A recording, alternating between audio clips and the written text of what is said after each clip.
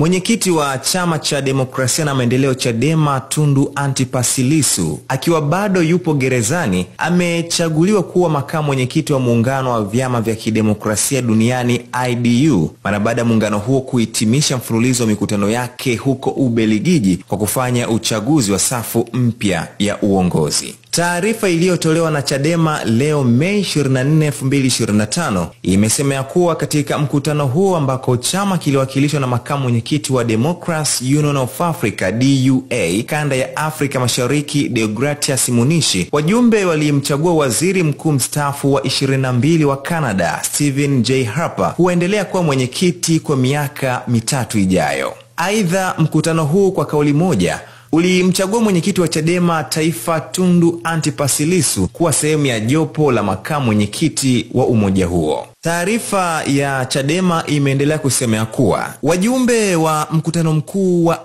IDU walitanabaisha kuwa kwa uzoefu wake katika mapambano ya kutafuta demokrasia ya kweli, haki na uhuru wa kweli, Lissu atatoa mchango mkubwa ndani ya IDU, hasa katika kumulika maeneo yanayokabiliwa na changamoto kubwa za kuporomoka au kudorora kwa demokrasia na kuibuka kwa tawala za kihimla, hususani bara la Afrika. Hii ni Vibes TV.